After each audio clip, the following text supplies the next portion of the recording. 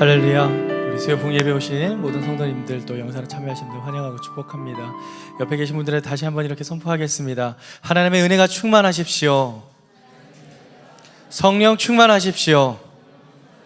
성령의 능력으로 일어서십시오. 아멘. 오늘 설교의 주제입니다. 다 했습니다. 네, 할렐루야. 오늘 이 말씀을 통해서 정말 오직 성령님께서 주시는 능력으로 일어서는 저와 여러분들이 되길 주님의 이름으로 축원합니다. 나의 능력이 아니고 나의 지혜가 아니고 나의 힘이 아니라 나의 열심이 아니라 정말 하나님이 주시는 그 능력으로 일어서기를 간절히 축원합니다. 오늘 우리가 함께 읽은 이 본문 말씀, 우리가 너무나 다 잘 아는 엘리야에 대한 이야기입니다. 엘리야 하면 가장 먼저 떠오르는 게 무엇인가요?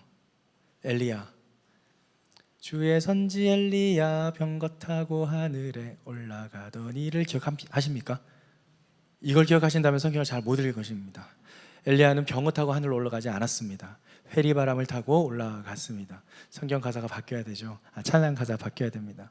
회리바람 타고 올라간 그 엘리야의 능력을 갑절로 사모했던 엘리사 등등이 떠올리실 겁니다. 하지만 이 엘리야도 그 사역의 출중한 역사 속에서 그가 힘이 빠지고 지쳤었던 때가 있었습니다. 그리고 그 두려움에 떨면서 도망가던 시절도 있었습니다.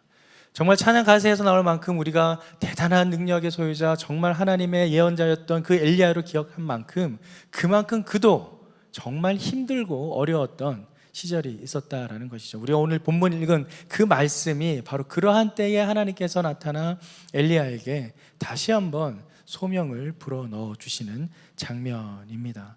오늘 본문을 통해서 우리가 함께 세 가지 영적 교훈을 함께 살펴보고자 합니다. 먼저 첫 번째 영적 교훈을 함께 말씀을 자막을 통해 읽어보도록 하겠습니다. 시작. 엘리야는 하나님의 소명에 순종으로 응답합니다.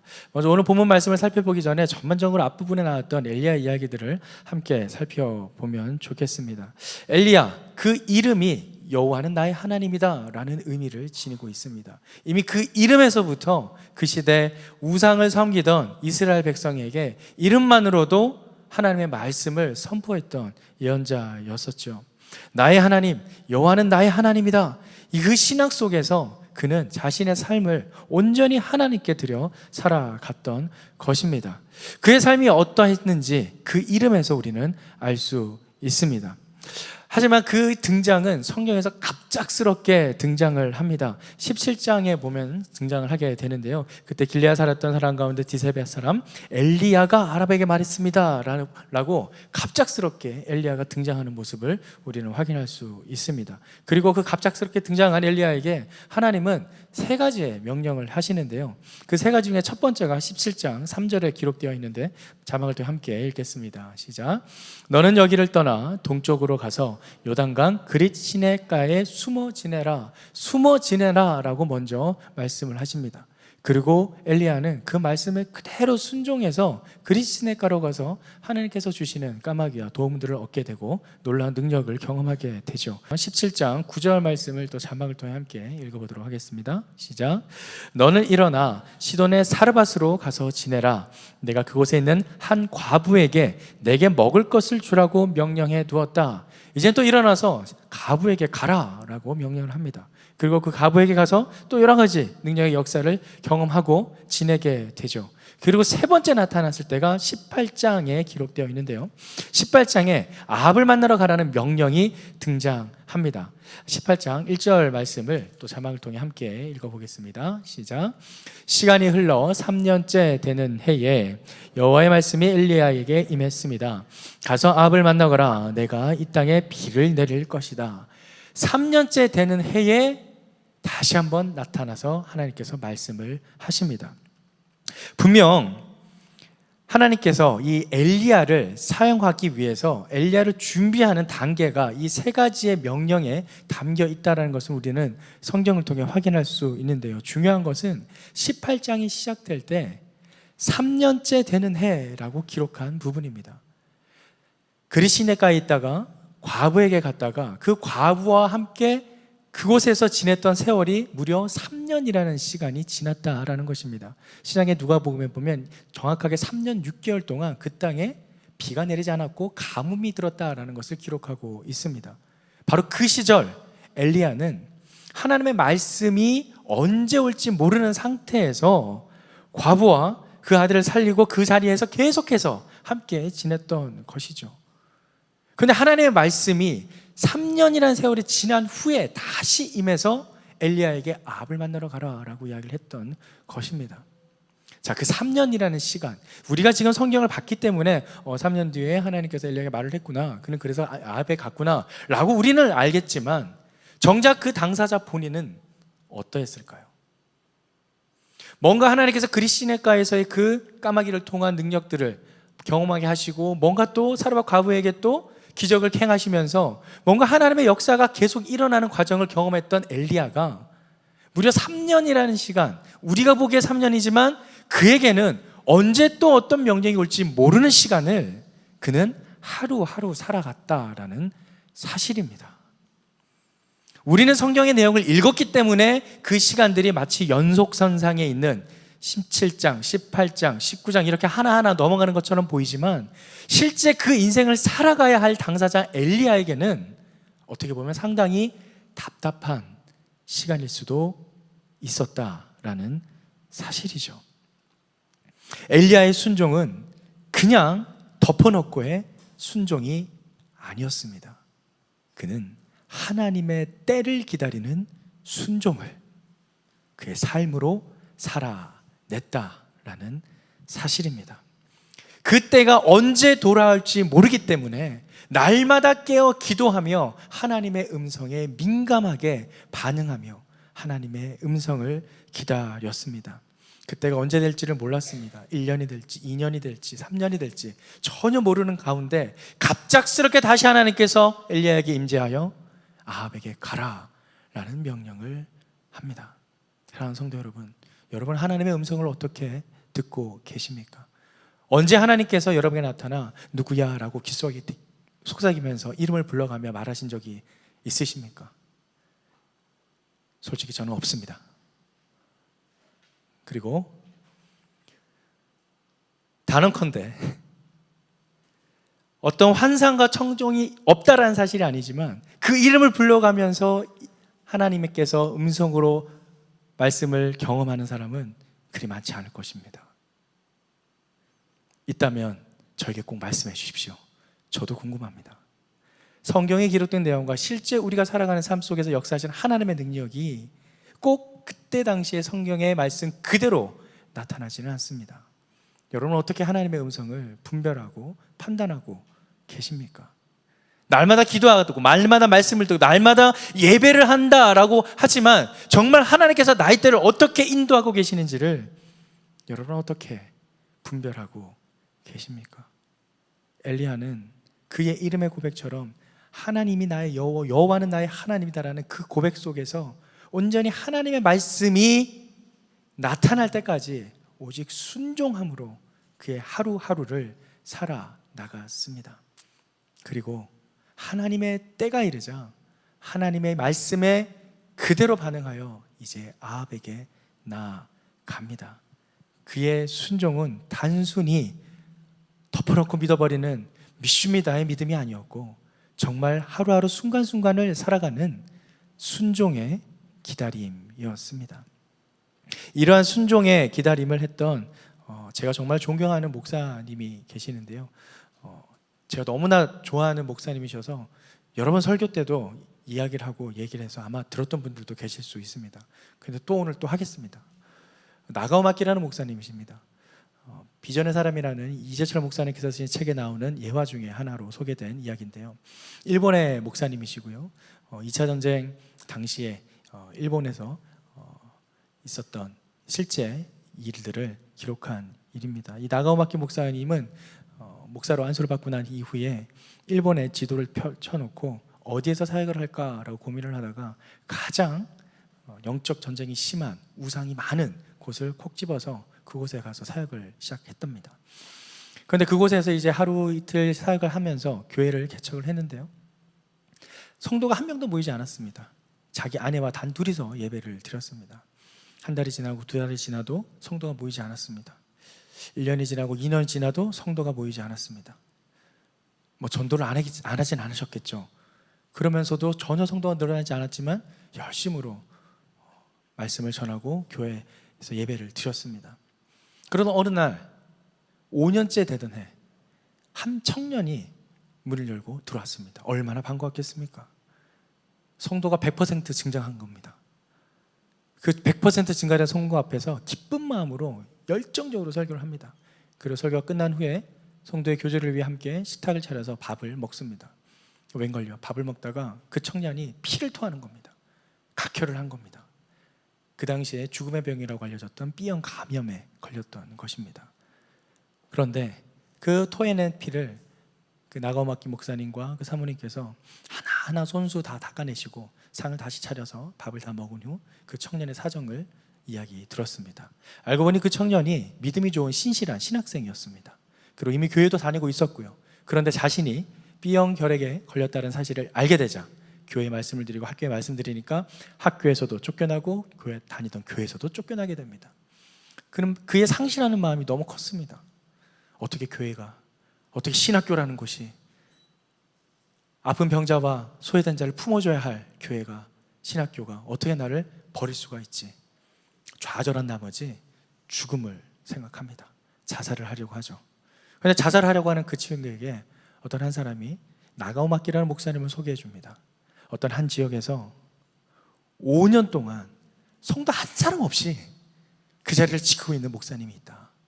아마 그 목사님은 좀 뭔가 다를 거다. 그 목사님 한번 찾아가라 해서 그 청년이 죽기 전에, 그래, 한 곳에서 성도가 한 명도 늘지 않았는데 계속 이동하지 않고 그곳에 한 자리를 지키며 교회를 지켰다면 뭔가 다를 거야 라는 기대감을 가지고 갔었던 것이죠.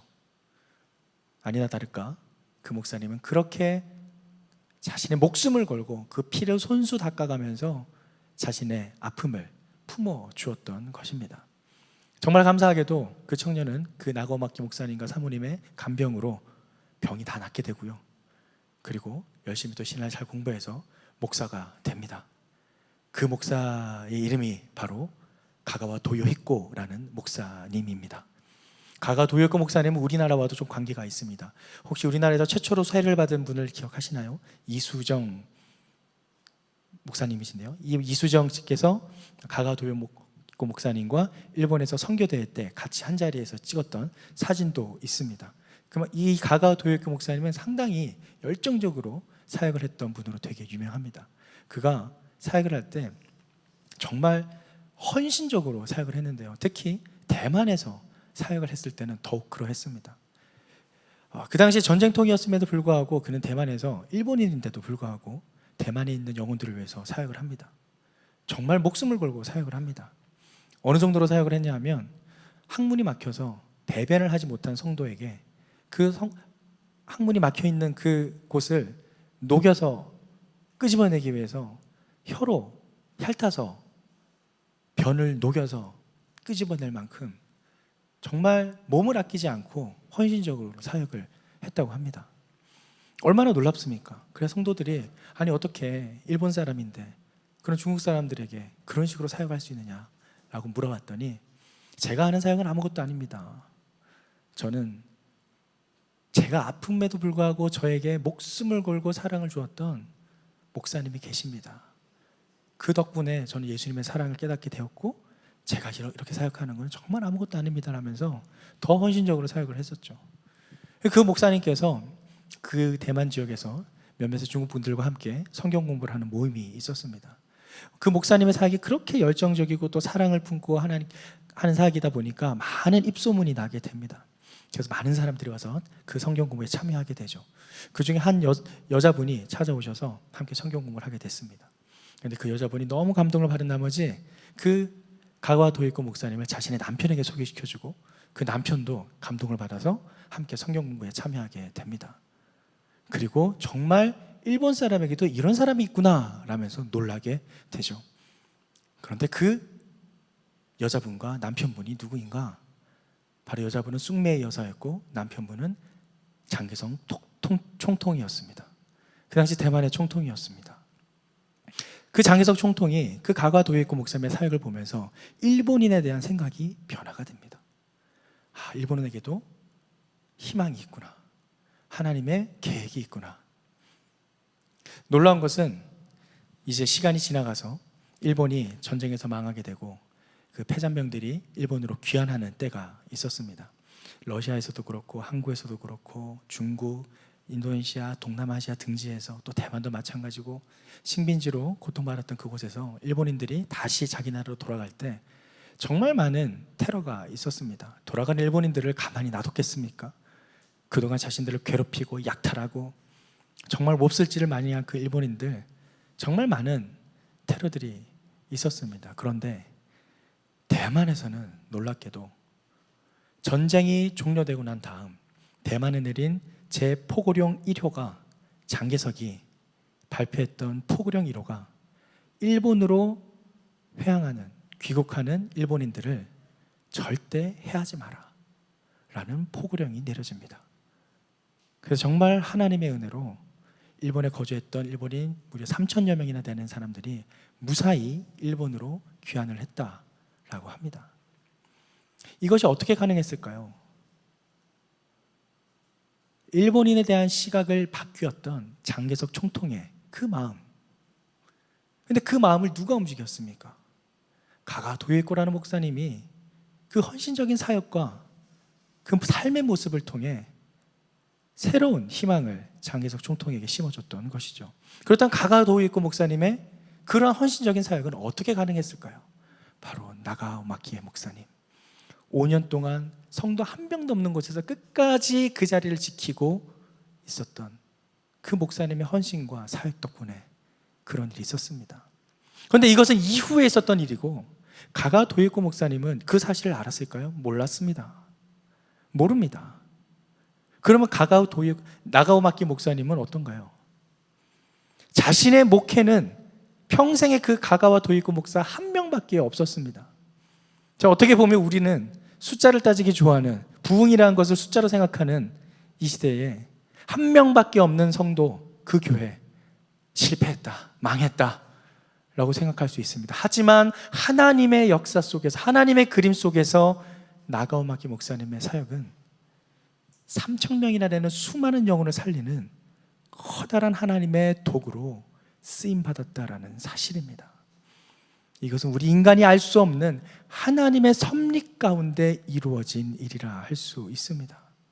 하나님의 때를 기다리며 한 곳에서 묵묵히 자신의 사역을 꾸준히 감당했던 나가오 마키 목사님의 그 헌신, 그는 사람들의 시선을 보지 아니하고 세상의 인정을 보지 아니하고 자신의 눈앞에 나타나는 결과를 경험하려 하지 않고 오직 하나님만을 바라보며 순종의 때를, 순종함으로 하나님의 때를 기다렸던 것입니다.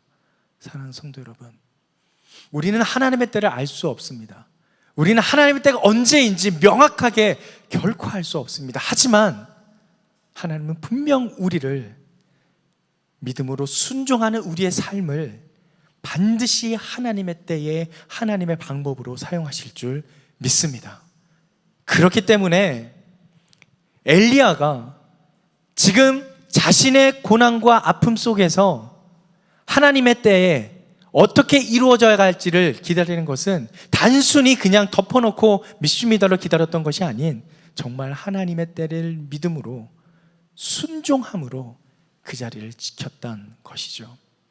사르밧과 보아 지냈던 그 3년이라는 시간, 그저 덮어놓고 기다린 시간이 아니라 하나님의 승리, 하나님의 때를 온전히 기다렸던 것입니다.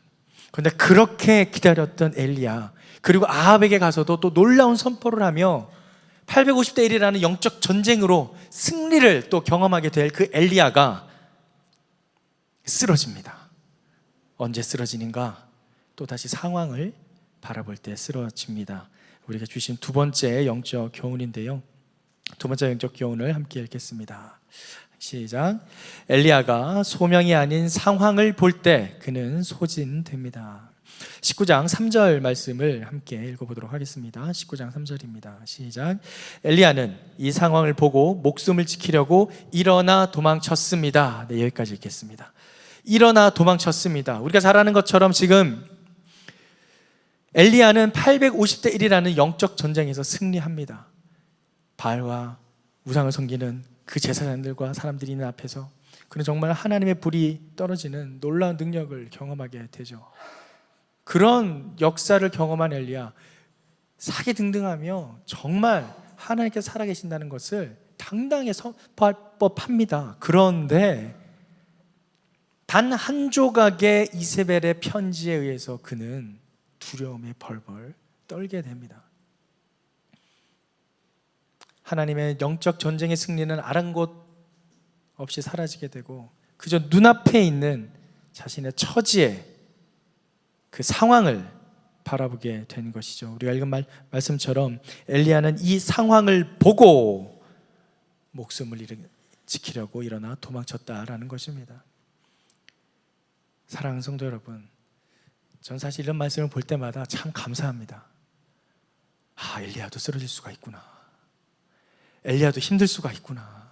그렇게 어마어마한 영적 능력을 경험하고 까마귀가 날아다주는 하나님의 공급도 받아보고 사라밧 가브한테 정말 놀라운 기적들을 행했었는데도 여전히 자신의 목숨에, 눈앞의 상황에 흔들리고 쓰러질 수도 있구나. 참 감사했습니다. 좀 나쁜 마음인가요? 저도 늘 그렇게 쓰러지는 저의 모습을 보며 하나님 도와주십시오.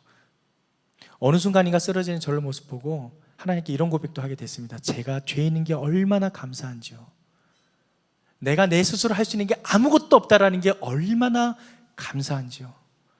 내가 할 수 없고 그것이 다 하나님께서 이루어 가신다는 사실에 전적으로 주님만을 의지하게 되기 때문에 내가 죄인이라는 사실을 감사하게 받아들이는 순간이 있었습니다. 오늘 엘리야 말씀을 묵상하면서도 동일했습니다.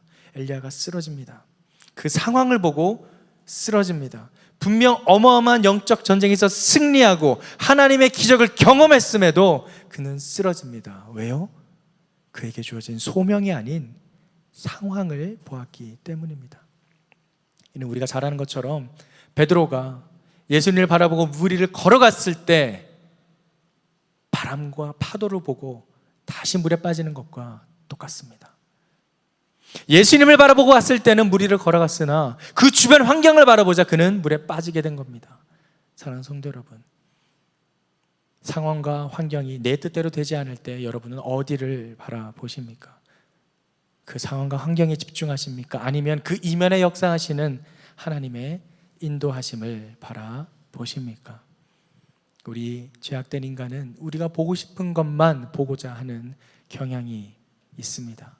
내가 원하는 것만 보고 내가 듣고 싶은 것만 듣고 말씀 가운데서도 내가 읽고 싶은 말씀만 읽고자 하는 경향이 있습니다. 하지만 하나님의 역사는 우리의 생각과 우리의 뜻과는 전혀 다르게 하나님의 계획대로 하나님의 때에 맞춰 이루어 간다라는 사실입니다. 예전에 이재용 위임 목사님께서 설교 중에 인용하신 예화 중에 이런 이야기가 있었습니다. 부자 아버지가 자기 아들에게 우리가 얼마나 행복하고 남부럽지 않게 살고 있는지를 또 자신의 부유함을 자랑하고자 아빠가 얼마나 부자인지를 아들에게 자랑하고 싶어서 한 작은 시골 농장으로 갔었던 이야기입니다. 그곳에는 나무가 없는 아주 작고 허름한 집에서 잠을 잤는데요. 정원도 없고 아무것도 없는 아주 초라한 집에서 잠을 잤습니다. 텔레비전도 없고요. 멋진 가구도 없고요. 카펫도 없고요. 당연히 전자기기나 그런 것도 아무것도 없죠. 그냥 이야기를 하다가 잠이 들었습니다. 그곳에서 이틀 밤을 보내고 이제 부자 아버지는 자신이 의도했던 대로 아들이 정말 우리 아버지가 정말 대단한 분이시고 내가 정말 좋은 곳에서 잘 살고 있었구나. 정말 아버지 감사합니다. 라는 이야기를 듣기 위해서 아들이 그러한 사실을 깨달았는지 물어보았다고 하죠. 그래서 아들에게 어땠니? 라고 물어봤더니 아들이 이렇게 대답했다고 합니다. 아빠 정말 좋았어요. 우리 집에는 개가 한 마리뿐인데 그 집에는 4마리나 있었어요. 우리 집 뒷마당에는 수영장이 1개였는데 그 집 뒤에는 끝도 없이 펼쳐진 호수가 있었어요. 우리 집에는 전등이 있는데 그 집에는 멋진 하늘에 수많은 별들이 있었어요. 우리는 밤에 제각각 텔레비전 앞에서 텔레비전을 보는데 그들은 모두 둘러앉아서 재미있게 이야기를 나누며 놀았어요. 아빠, 우리가 얼마나 가난하게 살고 있었는지 알게 해주셔서 감사해요. 아버지는 아버지가 원하는 대로 아들에게 보여주고 싶었지만 아들은 오히려 다른 것을 보며 아버지에게 감사했다라는 이야기였습니다. 이 이야기를 들으면서 정말 인간은 저를 포함해서 인간은 내가 원하는 대로 보여주고자 하고 내가 뜻하는 대로 보여주고자 하지만 그 뜻이 나의 뜻과는 전혀 다르게 진행될 수도 있다라는 것을 보게 됩니다. 오히려 예화 속에 등장한 아이의 그 눈이 더 순수하게 있는 그대로의 상황과 환경을 바라보고 있지는 않은지 보게 됩니다. 엘리야가 자기를 위협하는 이세벨의 그 쪽지 한 장을 그저 자신의 목숨을 위협하는 것이 아닌 그저 단지 쪽지 한 장일 뿐이었다라고만 여겼다면 그는 그렇게 벌벌 떨지 않았을 겁니다. 그 쪽지가 단지 자신을 위협하고자 하는 정말 겁에 질린 이세벨의 모습이었다는 것을 그가 알았다면 그렇게 벌벌 떨지 않았을 겁니다. 오히려 담대하게 이세벨 앞에 하나님이 함께한다는 것을 선포하며 850대 1이라는 영적 전쟁의 승리를 동일하게 이세벨에게 선포했을 것입니다. 하지만 엘리야는 그렇게 바라보지 않고 자기의 목숨이 빼앗길 것 같은 상황으로 여겼던 것이죠.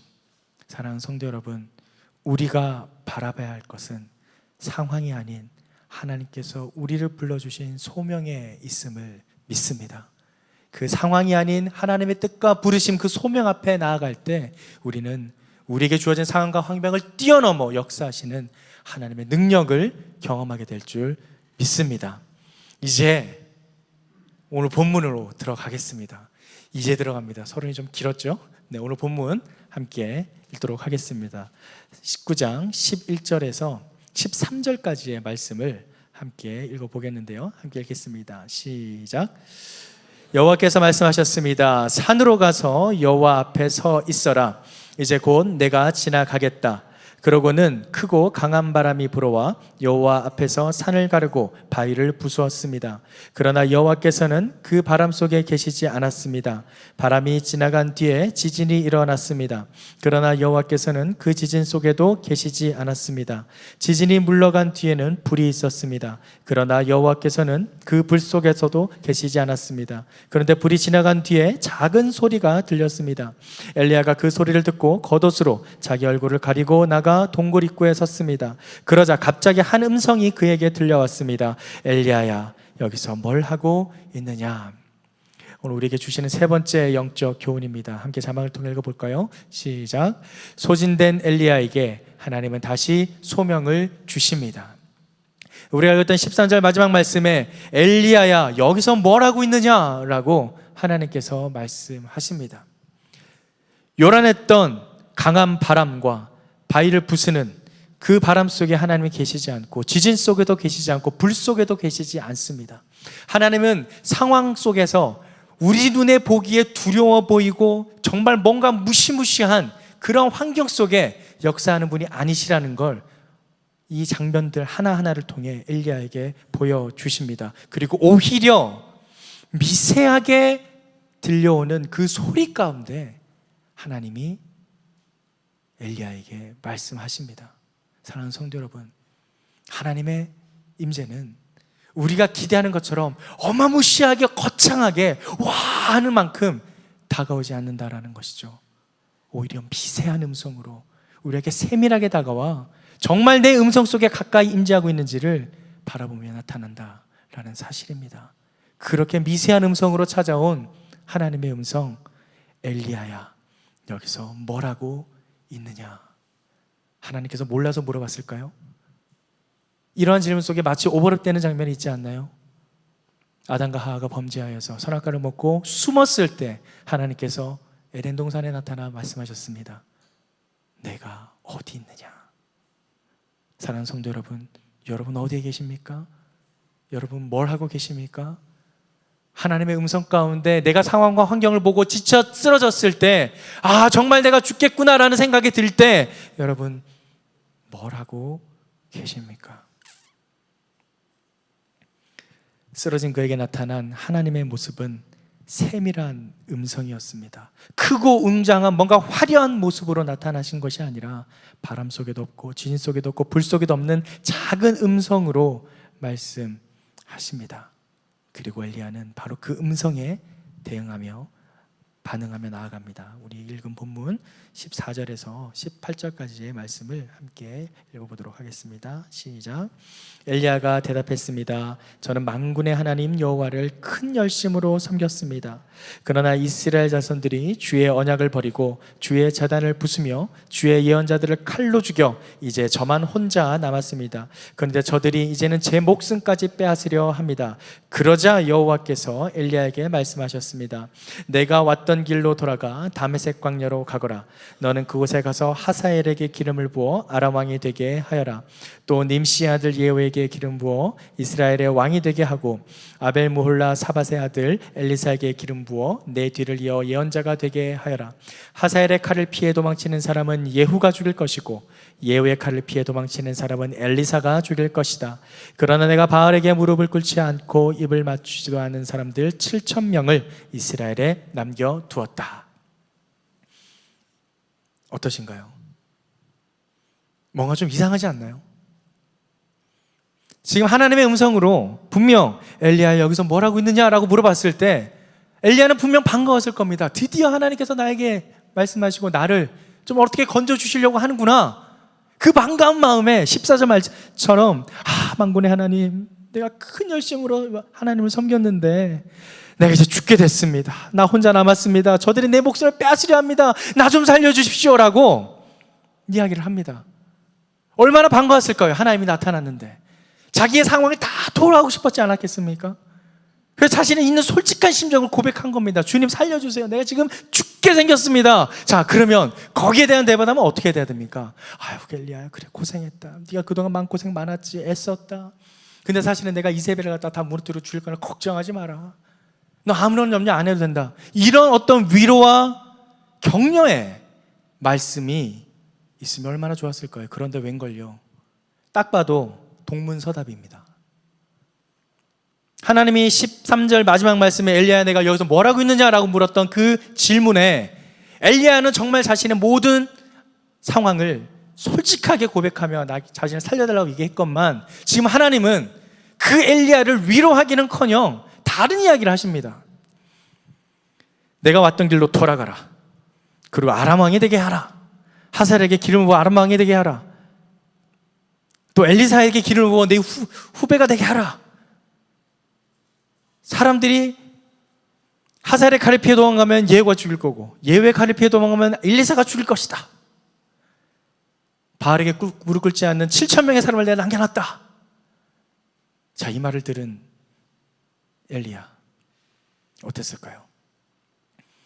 딱 표면적으로 드러나는 모습을 보면 전혀 엘리야를 위로하는 말로 여겨지지가 않습니다. 그런데 놀라운 것은요, 이 말씀을 듣고 오늘 본문 그 다음 19절에는 그러자 엘리야는 바로 그곳을 떠납니다. 무엇인가요? 그가 지쳐있던 마음, 그가 쓰러졌던 마음, 그가 낙담했던 마음이 어떤 위로와 격려를 넘어서 다시 한번 자신에게 주어지는 하나님의 소명으로 말미암아 일어날 수 있었다라는 사실입니다. 그가 소진되었을 때 그를 다시 세워준 것은 하나님의 다시 부르신 소명에 있었습니다. 그는 바로 그 소명을 붙들고 다시 하나님의 소명을 수행하기 위해 일어납니다. 어떤 위로해 주시는 말이 아니고 따뜻하고 또 맞아주고 격려해 주는 그런 말이 아니라 다시 그에게 주신 소명으로 말미암아 그는 자신의 쓰러져 있던 자리를 털고 일어나 그 소명을 향해 나아가게 된다라는 사실입니다. 바로 그에게 주신 소명이 그를 움직이게 한 것입니다. 사랑하는 성도 여러분, 소명이 우리의 살 길을 열어줍니다. 소명이 우리를 다시금 일으켜 세웁니다. 위로나 격려도 좋지만 그 이상으로 하나님께서 우리 각자에게 주신 부르심과 그 뜻에 맞는 그 소명을 우리가 다시금 붙잡을 때 우리는 상황과 환경이 아닌 그 이면에 역사하시는 하나님의 뜻에 순종함으로 다시금 일어설 수 있는 힘과 용기를 얻게 된다라는 사실입니다. 우리 옆에 분들에게 이렇게 선포해 봅시다. 하나님의 소명을 붙드십시오. 소진된 엘리야에게 하나님은 다시 소명을 주십니다. 우리가 쓰러졌다 생각했을 때 다시 소명을 생각합시다. 다시 우리에게 주시는 하나님의 그 뜻을 헤아립시다. 그러할 때 우리는 그 상황과 환경으로 쓰러져 있는 마음이 아닌 정말 다시 한번 일어나 하나님께 나아가게 될 줄 믿습니다. 예수님께서도 마찬가지셨습니다. 겟세마네 동산에서 땀이 피가 되도록 흘리는 그 기도 속에 이 잔을 내게서 걷어가시옵소서라고 했던 그 기도가 자신의 고통과 모든 아픔을 고백했지만 하나님의 내 뜻이 아닌 하나님의 뜻을 구하며 그 뜻에 순종함으로 자신의 소명을 되새겼습니다. 그러할 때 그는 다시 십자가를 붙잡고 나아갈 수 있었고 바로 그 십자가의 능력으로 말미암아 우리 모두는 하나님의 크신 구원 앞에 이를 수 있게 되었던 것이죠. 소명이 우리를 일으킵니다. 로마서 11장 29절 말씀을 함께 읽어보도록 하겠습니다. 시작. 하나님의 은사와 부르심은 번복될 수 없습니다. 개역개정에서는 이렇게 번역하죠. 하나님의 은사와 부르심에는 후회하심이 없느니라. 사랑하는 성도 여러분, 하나님께서 만들어 가십니다. 하나님의 은사와 부르심은 내가 만드는 것이 아니라 하나님이 이루어 가신다라는 사실입니다. 아까 전에 우리가 읽었던 14절 말씀에 엘리야가 이렇게 고백했죠. 저는 만군의 하나님 여호와를 큰 열심으로 섬겼습니다. 자기도 압니다. 자기가 얼만큼 하나님 앞에 열심으로 섬겼는지. 그런데 중요한 것은 자신의 열심보다 더 중요한 것은 나의 열심이 아닌 하나님의 열심이다라는 사실입니다.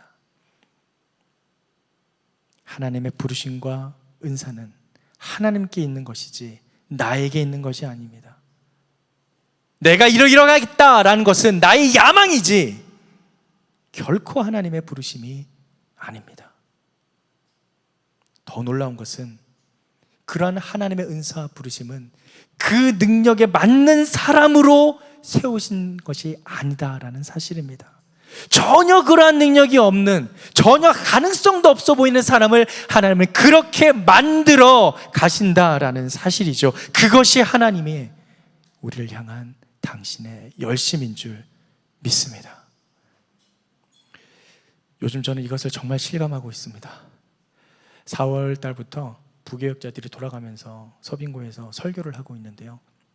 전 캠퍼스에 있는 부교역자들이 토요 주일 예배 3부와 4부를 설교를 하고 있습니다.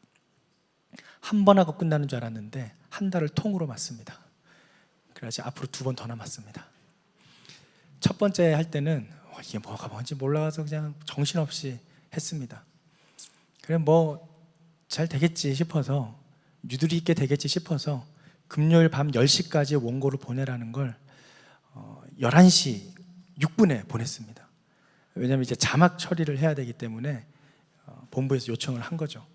그래서 1시간 6분 늦었는데 익스큐즈가 되겠지. 웬걸요. 다음날 설교를 할 때 제가 보냈던 자막이 하나도 나오지 않았습니다. 깜짝 놀랐습니다. 그래서 제가 원고를 다 읽었습니다. 그냥 이렇게 칼같이 1시간 6분 늦은 거 가지고 이렇게 매몰차게 할 수가. 제가 잘못한 거죠. 시간을 안 지켰으니까 할 말은 없었습니다. 제가 안 지킨 거라 그래, 다음 주는 정말 제 시간에 제출을 하자 라고 생각을 했습니다. 근데 참 어려운 것은 그 설교 제목이 좀 빨리 나오면 좋은데 빨리 나오진 않습니다. 물론 본문은 이미 나와서 묵상을 할 수 있지만 정확한 제목이 이제 나와야 이제 거기에 맞춰서 잡을 수 있는데 첫 번째 주에는 거의 시간이 저녁 6시 46분에 설교 제목이 나와서 그때부터 이제 밤 10시까지 뭐 3시간 만에 말도 안 되는 그런 상황이었던 건데, 이제 그 두 번째 주에는 참 또 은혜로 오전 11시 46분에 설교 제목이 나왔습니다. 할렐루야. 한 10시간이 남았지 않습니까? 금요일 10시간이 저에게 주어진 겁니다. 그럼 충분히 할 수 있겠다. 자, 열심히 써보자. 웬걸요? 그 제목을 받은 뒤부터 책상 앞에 앉아서 30분 이상을 앉아있지 못했습니다. 계속 여기저기서 걸려오는 전화와 상황과 사람의 만남과 일들이 계속 터지는 겁니다. 제가 전혀 생각지도 못한 상황들, 특히 다산예배당 건축과 관련된 일들이 계속 빵빵빵빵 터지는 겁니다. 깜짝 놀랐습니다. 일들이 이렇게 많았나? 근데 하필 왜 이때? 저는 늘 이런 일이 있을 때마다 생각하는 게 있습니다. 영적 전쟁의 시작이구나. 뭔가 이후에 있을 하나님의 놀라운 은혜가 있기 때문에 지금 나를 방해하고 쓰러뜨리려고 내 마음을 흔드는구나. 그래, 흔들어 봐라. 마음의 평정을 지키기 위해서 무드네를 썼습니다. 어떤 상황이 계속해서 다발적으로 터져도 계속해서 내 평정된 마음을, 평상심을 지키고자 엄청 기도하고 하나님만 붙잡았습니다. 주님, 이 상황을 끝까지 지켜나갈 수 있게 도와주십시오.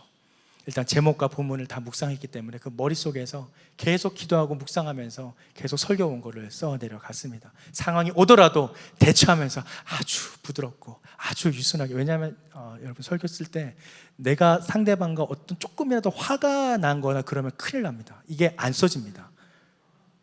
그래서 아내하고는 무조건 친해야 됩니다. 가족들, 딸들하고 무조건 다 화해를 다 해야 됩니다. 말씀에도 기록되어 있잖아요. 예배드려 오기 전에 화난 사람이 있으면 그 화를 풀고 오라고.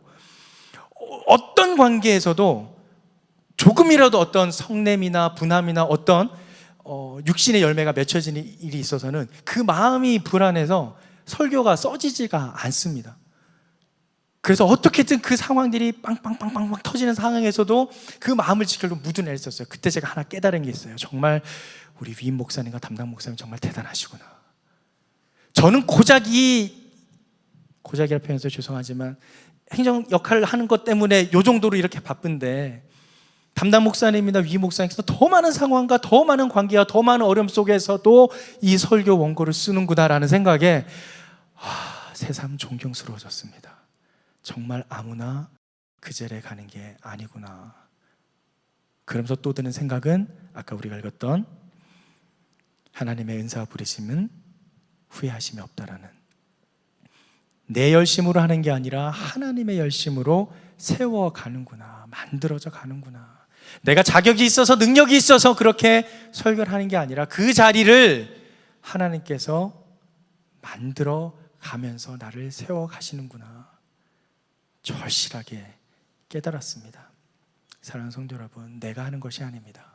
엘리야도 자신의 열심으로 하나님을 섬겼다 했지만 그 열심이 아닌 하나님의 그 부르심에 순종할 때 그저 하나님께서 허락하신 자리를 감당했을 뿐입니다. 우리 모두가 그러한 줄 믿습니다. 각자의 자리에서 각자의 역할을 하나님께서 맡겨주신 것이지, 그것이 나의 열심으로 변질이 된다면 또다시 우리는 다른 어려움에 봉착하게 될 것입니다. 나의 뜻이 아닌 하나님의 뜻대로, 하나님이 뜻하신 그곳에서 우리 모두가 하나님의 방법대로 세워지기를 소망합니다. 엘리야의 소명은 하나님께서 이루시고자 하는 바였고, 엘리야가 소진되어 지쳤을 때 그를 다시 일으켜 세운 것도 바로 그 하나님의 소명이었습니다. 마지막으로 빌립보서 4장 13절 말씀을 읽고 말씀을 마무리하겠습니다. 함께 선포하며 말씀을 읽겠습니다. 시작. 내게 능력 주시는 분 안에서 내가 모든 일을 감당할 수 있습니다. 아멘. 내가 감당하는 것이 아닙니다. 하나님께서 능력을 주시기에 감당합니다. 그렇게 각자에게 주신 하나님의 뜻과 소명을 깨달아서 날마다 순종함으로 주님 앞에 나아가는 저와 여러분이 되길 주님의 이름으로 축원합니다.